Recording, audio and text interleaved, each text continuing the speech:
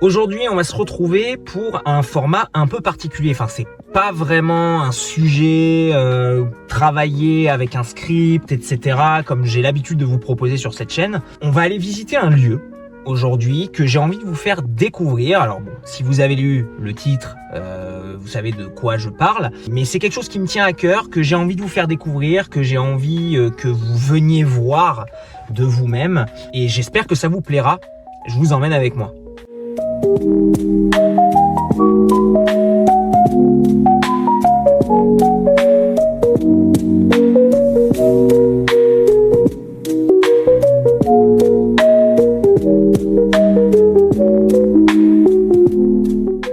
Ok, donc pour mettre un peu de contexte, on est à Limoges et donc du coup, moi je voulais vous faire découvrir la librairie Le Bestiaire de Paul.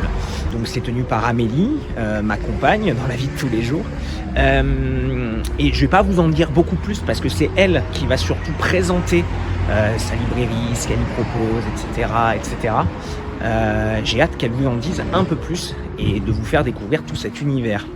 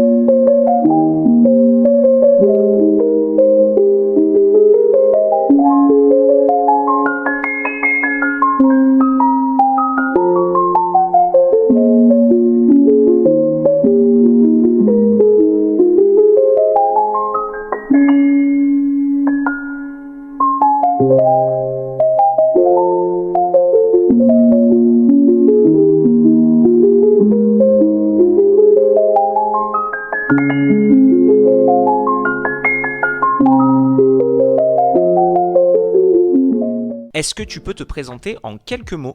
Donc je m'appelle Amélie, j'ai 28 ans. Ouais, j'ai 28 ans. Et du coup, j'ai ouvert ma librairie spécialisée littérature de l'imaginaire il y a 1 an. Parle-nous de ton projet de librairie, comment est-elle née et qu'est-ce que tu cherches à créer avec un lieu comme celui-ci ? Avant tout, quand j'ai commencé à lire de la fantasy un peu moins connue, je me suis rendu compte que je trouvais pas les titres que je voulais en librairie généraliste. Du coup, je me suis dit que si moi je me posais la question, peut-être d'autres gens aussi se posaient la question. Donc j'ai fait un petit tour autour de moi quand même déjà, et on m'a dit « Ah, c'est pas bête !» Et d'ailleurs, depuis que j'ai ouvert, tous les gens qui rentrent me disent « On voit des trucs qu'on voit nulle part ailleurs !» Donc je me dis que ça a fonctionné. Et du coup, j'ai des ouvrages qui sont que chez moi, en tout cas dans cette ville-là. J'ai des auteurs auto-édités qui ne sont pas édités en maison d'édition. Peux-tu nous expliquer un peu ce qu'on trouve comme littérature dans ta librairie ? Alors, à la librairie, on peut trouver de la fantasy, du fantastique, de la SF, du young adult et de la jeunesse, de la littérature en VO anglaise. Est-ce que tu as d'autres produits en dehors des livres ? En dehors des livres, j'ai d'autres produits. J'ai quelques produits dérivés, quelques grosses pièces comme des serre-livres, souvent dans des univers précis, par exemple le Witcher, des genres de figurines ou autres. J'ai même un bougeoir, bâton de Saruman. Et j'ai quelques petits produits dérivés, des pins, des marque-pages, autres, dont des marque-pages fait par des créatrices de Limoges. Une auto-entrepreneuse qui fait des petits marque-pages et des petits stickers vraiment avec la saison et tout ça. Et une dessinatrice qui a fait des marque-pages originaux pour la librairie et des petits stickers aussi sur le Hobbit. Ça, on aime. Et du coup, j'ai d'autres produits dérivés, des pop, la hache de Gimli, qui n'est toujours pas partie, elle attend son propriétaire. J'ai une super cliente aussi qui fait des peluches en crochet. J'ai quelques peluches à la boutique qui sont très mignonnes et ça tourne aussi au niveau de la saison. J'ai régulièrement de nouvelles choses et des choses qui partent, ça dépend. J'ai cru comprendre que tu faisais des ateliers, des événements, etc. Est-ce que tu peux nous en dire un peu plus ? Donc en effet, je fais des ateliers, je fais deux book clubs par mois, le premier samedi du mois et le troisième, tant que c'est l'hiver. Sinon j'en fais le soir, quand c'est la saison où il fait pas nuit trop tôt, pour que tout le monde puisse rentrer de manière safe chez soi. Ils sont toujours pleins en 2 secondes, voilà. Souvent il est plein avant même d'être annoncé. J'ai des clientes exceptionnelles. Tu les annonces de toute façon sur Instagram, j'imagine, ce genre de choses-là ? Je les annonce toujours sur les réseaux, Instagram, Facebook. J'ai TikTok aussi. Mais j'annonce pas tout sur TikTok parce que je suis une boomeuse, je gère pas très bien TikTok. Et après, j'essaie de faire pas mal de dédicaces aussi. Là, sur la fin d'année, j'ai une dédicace le 22 novembre, dans une semaine, avec une super nouveauté, une fantasy viking qui s'appelle Leaf. Et il y aura bien sûr les autres titres de l'autrice, dont la duologie Les Soldats de Bambou qui est terminée. Et après, en début décembre, j'ai aussi 2 dédicaces de prévues. Le 6 décembre, il y a Lena Jomae qui vient avec son nouveau titre en avant-première, Fauve, qui est magnifique. Et Angel Arkin qui vient le 13 décembre avec sa romantaisie Dieu et sorcière, qui est sortie cet été. Et donc elle vient dédicacer, il y aura aussi ses autres titres. Pour Lena aussi, il y aura ses autres titres. Il y aura tout, on les aime. Je vois qu'il y a aussi un concept de livre mystère, est-ce que tu peux nous en parler un tout petit peu ? Les livres mystères, c'est que je me suis dit que parfois on n'arrive pas trop à choisir les nouveautés. Et alors il y avait toujours risque de doublon, c'est le truc qui est revenu le plus souvent quand je me suis dit que j'allais faire des livres mystères. On m'a dit mais les doublons, tout ça, comme c'est assez spécifique quand même comme thème. Et du coup j'essaie de le faire avec que les nouveautés.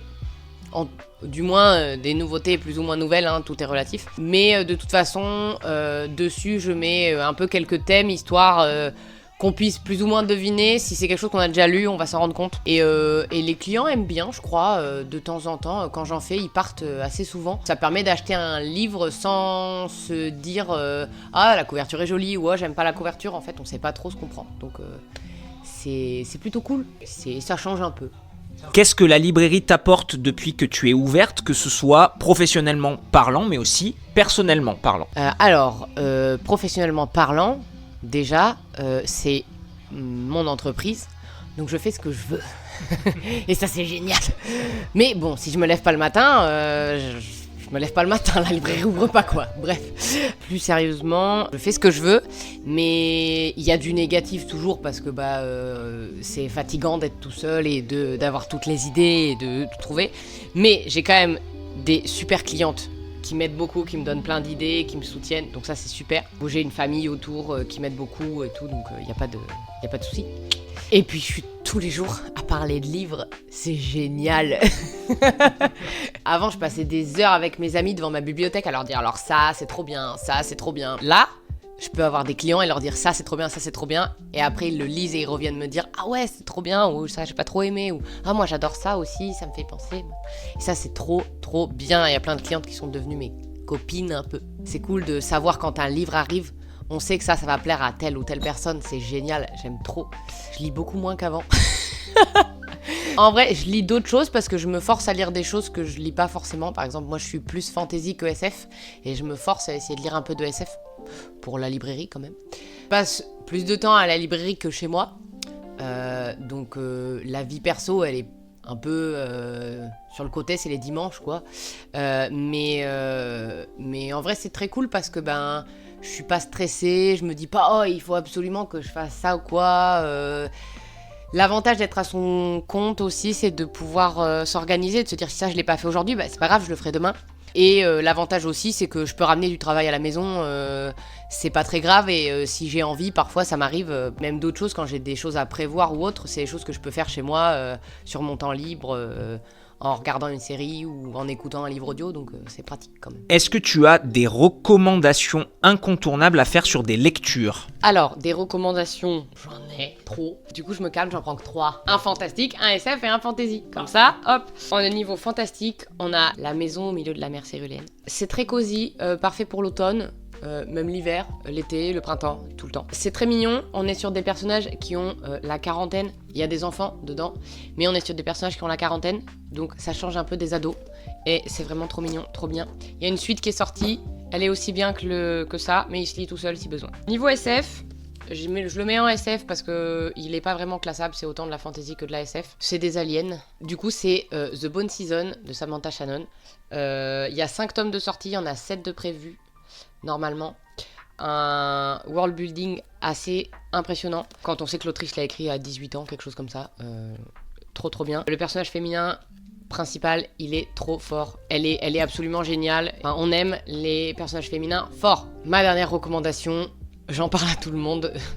Tous mes clients, je crois, je les ai bassinés avec. C'est ma lecture de l'année 2025. Je pense que rien ne pourra le supplanter cette année.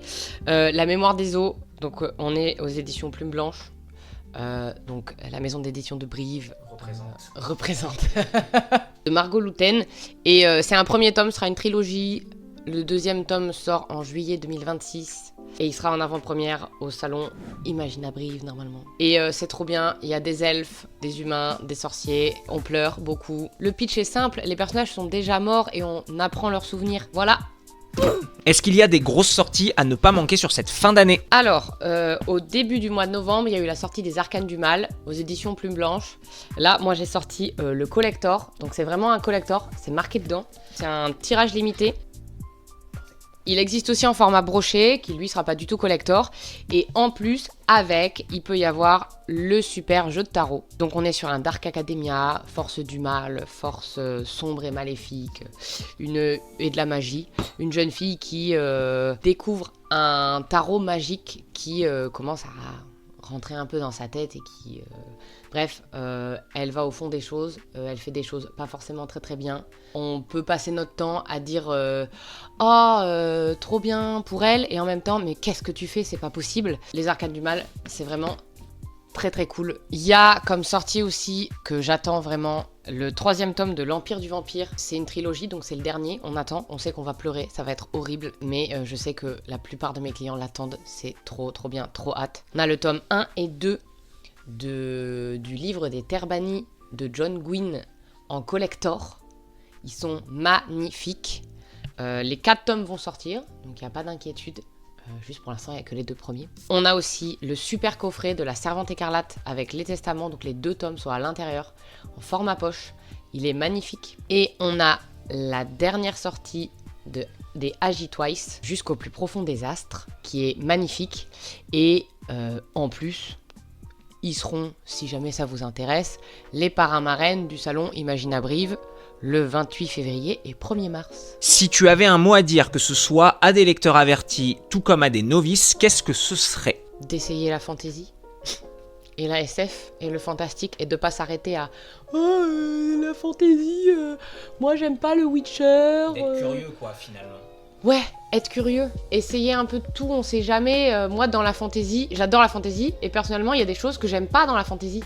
Dans la SF, il y a des trucs que j'aime, des trucs que j'aime pas, et on n'est jamais à l'abri. Et c'est pas parce qu'on aime, et puis, enfin, tout essayer, et d'être curieux, mais surtout de ne pas être marginalisant. C'est pas de la sous-littérature, l'imaginaire, même si on l'a appelé pendant longtemps certaines choses, on les a appelées la bitlit. C'est pas de la sous-littérature, tout comme la romance n'est pas de la sous-littérature, tout comme la littérature classique n'est pas une littérature haut de gamme, forcément. La littérature classique, ça m'endort. Voilà, chacun ses goûts, on lit ce qu'on veut, on aime ce qu'on veut, et on ne marginalise pas, surtout. Et enfin, j'ai une dernière question. Où est-ce qu'on peut te retrouver sur les réseaux sociaux? Alors, sur les réseaux sociaux, je suis sur Instagram, donc c'est Le Bestiaire de Paul Librairie. Je mettrai à l'écran.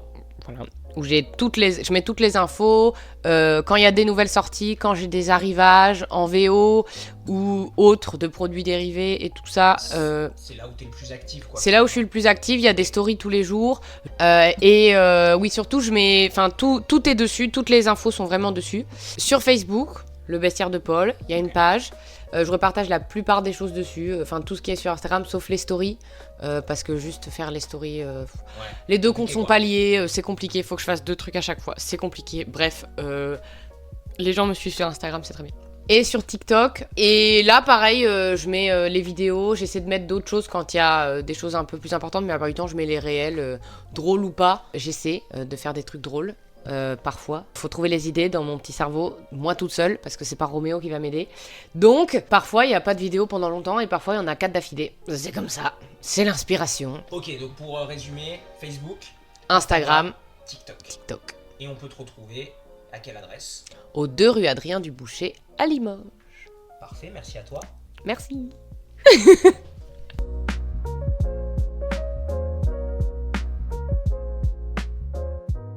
C'est une fin de tournage.